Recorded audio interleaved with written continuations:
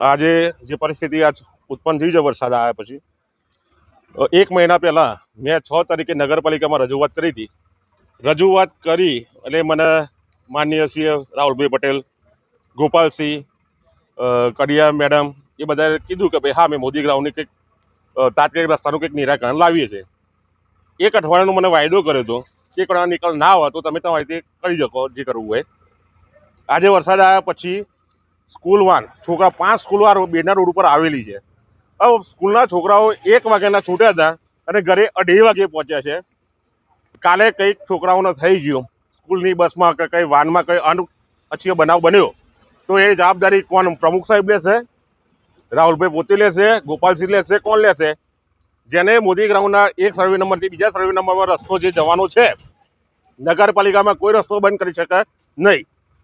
એ રસ્તો જો ખુલી જાય મોદી ગ્રાઉન્ડનો તો આજે 50% જે આ બનાવ બન્યો છે એ સોલ્વ થાય એવું છે.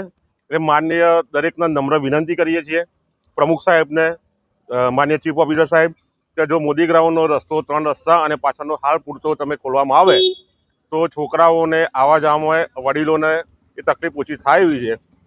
દરેકને નમ્ર વિનંતી છે કે ભાઈ રસ્તો ખોલે અને જલ્દી એનું નિરાકરણ આવે. જય શ્રી રામ.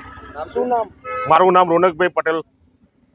નગરપાલિકામાં વારંવાર કમ્પ્લેન કરી છે. ગયા વરસાદમાં બી નગરપાલિકાને કમ્પ્લેન કરી હતી કે ભાઈ હિંમતનગર નગરપાલિકાની સારામાં સારી સ્કૂલો બેના રોડ પર આવેલી છે. વારંવાર વરસાદ પડે ત્યારે તકલીફ પડે છે.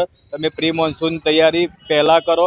વરસાદ આવવાની સિઝન હતી એના 2 મહિના પહેલાં આખો બેના રોડ ખોદીને બેસ્યા છે અને અત્યારે વરસાદમાં પાણીમાં રોડ બધા ધોવાઈ ગયા છે અને હવે પ્રજાના ટેક્સના પૈસા બધા વેડફાઈ ગયા છે. તો પ્રજા આના માટે જવાબદાર છે કે જે તે અધિકારી કે જે તે કોર્પોરેટરો આના પાછળ કોર્પોરેટરો એની પાછળ જવાબદાર છે અને હિંમતનગર ચીફ ઓફિસર આની પાછળ કોઈ ગંભીરતાથી કામગીરી કરવા માટે તૈયાર જ નથી અને કોઈ બી કોર્પોરેટરનો બી સામે જવાબ આપી અને એમને બોલવા દેતા નથી.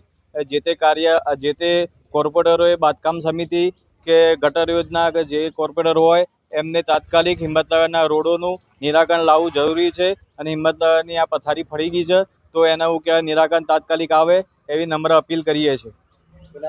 રાવલ મયુર.